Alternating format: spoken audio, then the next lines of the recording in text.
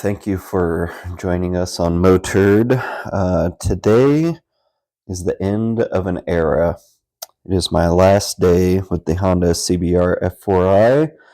I'm going to be selling it this evening, and before I do that, I'm going to give you the top 4 reasons that you should run out and buy an F4i, and I will give you a little rundown of my track day experience. One commenter had some questions what I thought about that. So let's get into it. I'm going to be cleaning up the bike a little bit while we talk, and let's get to it. Okay, as a little recap, 2001 CBR 600 F4i. The number 4 reason that you should run out and buy one is the maintenance and the parts. These bikes are really easy to work on. They're kind of in that golden time period before they started putting ABS on everything and adding a lot of weight and this and that. It's very lightweight, very powerful for the time, and a 600.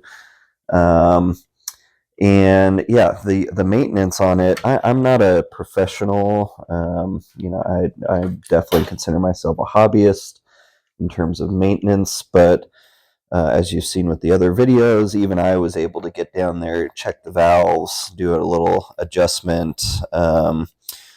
Everything else I've done on the bike has been fairly easy. The only thing that gave me a little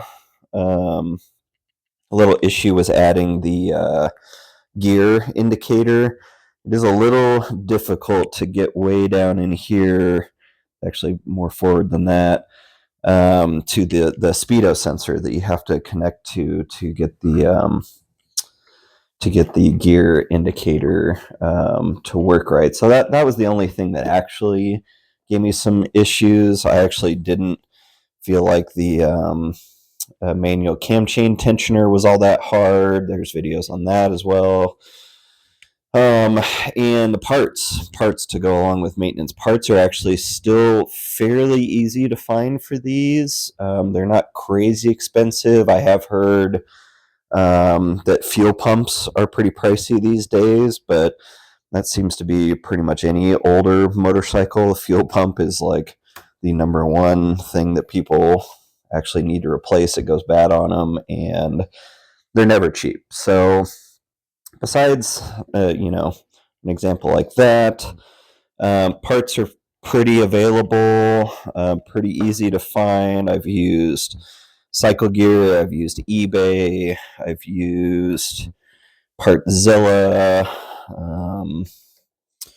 Trying to think, those are probably the main ones, but yeah, so the maintenance pretty easy for a sport bike, and the parts available are pretty easy to find. So that is the number 4 reason that you should run out and buy a CBR 600, specifically the F4i. Next, I'm going to say number 3 reason you should run out and buy one is the versatility. This is a really versatile bike, actually. You might think, it's a sport bike, it's really only good for going fast, but first gear is really docile. You can putt around town, you can putt around a parking lot, you can it's very easy to ride, actually. If you have pretty much any experience riding motorcycles, you could probably ride this bike. Now, if you start getting taller, I'm about 5'10", 5'11", somewhere right in there. And I do start to get scrunched up on this bike a little bit. It is a sport bike. It's, not built for comfort. So if you're expecting, big heartily comfort or something, you're not going to find that here. But it is more comfortable than a lot of sport bikes. I haven't ridden a ton, but the people I've talked to say, oh, you know what? It's actually a more relaxed riding position than a lot of other sport bikes. So the versatility to be able to putt around town on it and putt around a parking lot, and then also literally you could just ride it over to a track day, and I'll get more into it in my track day rundown, but um, you can have a darn good time with it on the track, and um, to be able to do both, putt around town and have a really fun, fast day on the track is something that you don't get with every sport bike. So that is the number 3 reason that you should run out and get one. The second reason is the performance. So I had never had a street bike before. This was my first street bike. I went with a 600 because I didn't want to go with a 250 or a 400 or even a 300 or any of those. I didn't really want to get something that I felt like I needed to replace right away. And, to be honest, I think this was the perfect bike for that. Like I said, it could putt around town, and, when I was learning, it was really great and was easy for me to learn on. But then once I was ready for that power, I never felt the need for more power. I never felt the need for a leader bike. I know a lot of people out there do. That's perfectly fine. That's your choice. That's your deal. I never felt the need for anything faster than this. So the performance aspect, the power to weight ratio, even on this I'm recording this in 2024. It's a 2001, so 23-year-old bike will still scare the pants off you if you let it. It is a really great engine. The performance is fantastic. It will give you all the jollies that you'd like from a fast sport bike and not leave you wanting too much more, unless you're one of those people that just needs a leader bike or a Hayabusa or something like that. Sure, you're gonna feel like this is slow and not a performance oriented machine, but for me, it's more than good enough for that. So the performance is the number 2 reason that you should run out and buy one. And the number 1 reason why you should run out and buy one is the reliability. This thing is just under 50,000 miles right now. And there are videos on YouTube of them going over 300,000 miles.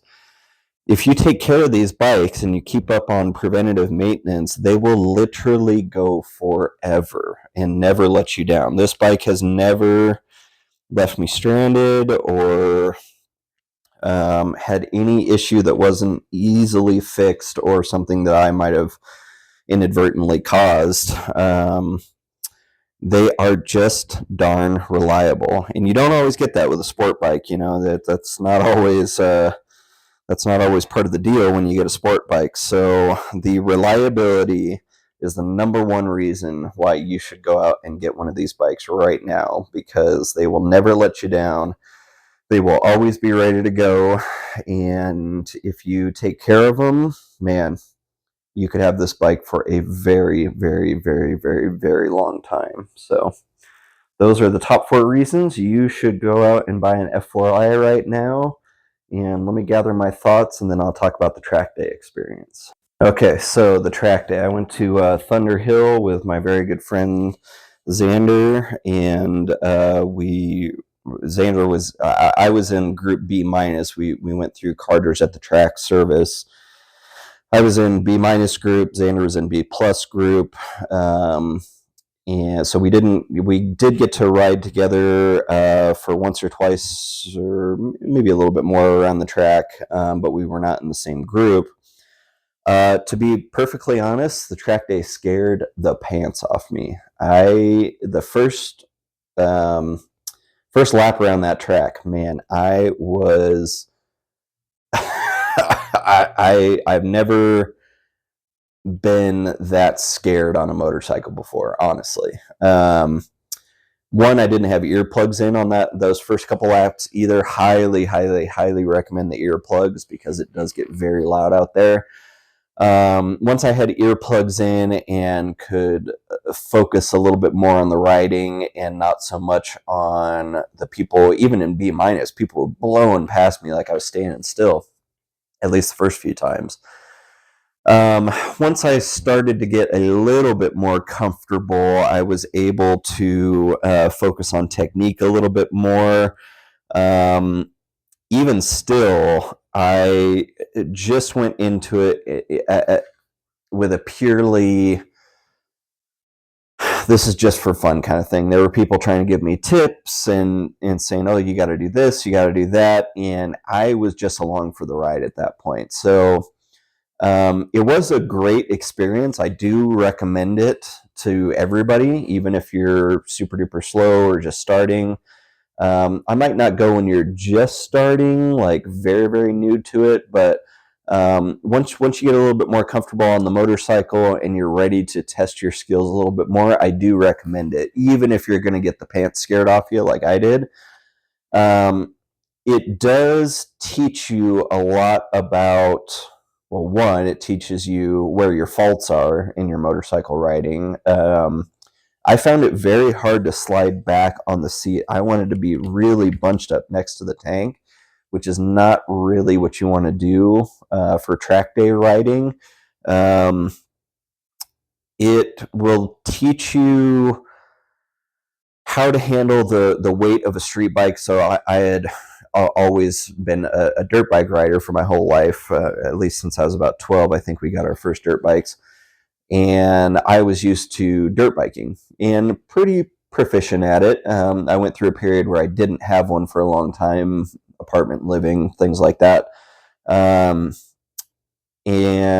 I started riding again, very dirt oriented. And then I decided, basically during the COVID lockdowns, I had always wanted a street bike. It was a dream of mine since I was a little kid. And I'd given up on that dream. I didn't think it was actually going to happen. And during COVID, I kind of came to the realization, I get to choose what I want to do with my life. And even though I had two small children at home, which this is maybe not the most responsible choice for a dad of two that has responsibilities and obligations, it made me really, really, really happy to own this machine. And I try not to be super into things as much as possible, but this motorcycle really fulfilled a dream of mine. And I will always be thankful to it for that. It is time for me to move on, but I will always be thankful for the bucket list thing that it allowed me to check off. And part of that, getting back to the track day, was doing a track day. I had always wanted to race around a track, and I thought I was pretty good. I thought I was a pretty proficient rider. I don't go crazy on the roads. One, because there's no medical team waiting to assist you if you go off the road or the track, like there is at a track day. There's a lot of obstacles on off the road that you could hit if you do go off the road. So it's really not safe to be ripping it around on the road. And I try not to ride like a squid as much as possible. Every once in a while, especially getting on and off the freeway, sure, you open it up and you realize you're going 90 miles an hour and passing the people that as you're hopping on the freeway. But for the most part, save that for the track, honestly, because that's the place to do it, because the margins when you're riding like that are really thin. And what I mean by that is your reaction times and the amount of give you have shortens. and gets smaller. So you can make a few little mistakes when you're not riding at a crazy speed and still be okay. Those errors that you get to make get smaller and fewer the faster you go. So the track really is the best place to be doing that kind of stuff because one, if you go off the track, generally you can probably ride it out. It's clear. There's nothing you're going to hit out there. And full medical team is waiting right there. So instead of you do something like that on the road, and maybe it's a solitary road where there's not a lot of people, and maybe no one sees you right at first, and you're incapacitated and can't call 911. Those minutes count, and the number of errors you get go way, way, way, way, way down on the road. So that's another point of advice to you. Save it for the track. Ride like a responsible rider on the road, and do that stuff once you get to the track, because it's just not worth it. It really isn't. No matter what, there's somebody out there waiting for you to get home. So back to the track day. People there very, very friendly. It was a great experience. I loved I actually went. It was a weekend session, riding both days. My friend Zander rode both Saturday and Sunday. I went down on Saturday, spent the night, and then rode on Sunday, and then drove home. You get done pretty late in the day too, and if you've got a drive ahead of you, my kids and my wife said, "Man, you look exhausted when you get home." I had bags under my eyes. I was pretty cacked at the end of the day, after riding and driving home. So just take that into account. If you're able to, maybe get a hotel in town, or wherever it is, that second day, so you're not driving home super tired. But that's just a personal preference, I suppose. Got to talk to Dave Moss real quick. He was actually helping Xander with his suspension. So I got to say hi to him, which is pretty cool. Very knowledgeable guy, very nice guy. Yeah, like I said, the people there are super friendly, wanting to help, wanting to give you tips. Sometimes even if you don't really want them, or you're not super focused on what they're recommending right then. But it's always better to be over friendly than under friendly, I suppose. So yeah, I would recommend it. Wouldn't recommend it when you're just starting. If you're new to street bikes, I would ride for a while. I had ridden for about 2 years before I did, just on street, before I did the track day. Yeah, that is about it. I do recommend it. If you're not used to it, it will scare the pants off you. That's okay. Stick with it.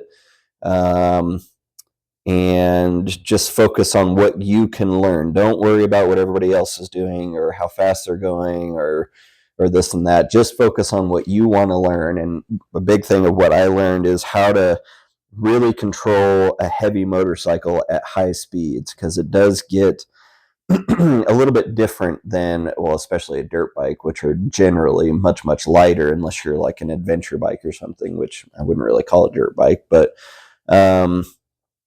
you get a lot more flexibility with a dirt bike too. You can throw your weight around, you can throw the bike around much, much more than something like a street bike. So you have to use the weight of the bike to your advantage.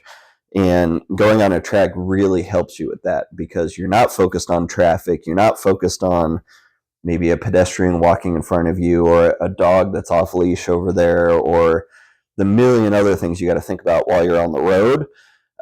You can focus on just your motorcycle. And here's the last thing I'll say. So I have a little headset, for calling in my helmet, more for street riding. And I was telling Xander, I think I'll record a little voiceover of like my thoughts during the track day. Because especially when I'm riding a dirt bike, I actually talk quite a bit. Whoa, geez, what, that kind of thing. I didn't say a single word the entire time my front tire hit that track. I was silent, just breathing, focused on my breathing. I mean, you are so intensely focused on exactly what you're doing that there's no other opportunity to do that other than a track because you have the controlled environment there. So that is a big benefit to going to the track. You can be so focused on just you and your motorcycle and that track that everything else falls away. I mean, literally, you're not thinking about anything else in the world except for that, which is nice sometimes. It's interesting. It's something we don't generally do on a day-to-day basis. So it's kind of fun for that experience as well. So I thank you very much for coming with me on my journey of the CBR 600. It is time for me to move on.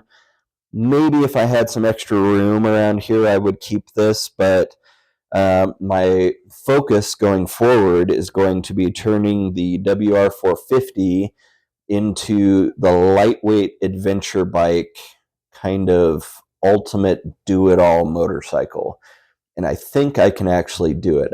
I've been riding that way more than the street bike lately. I'm going to dual sport it. I'm going to put the whole light kit on it, get it plated.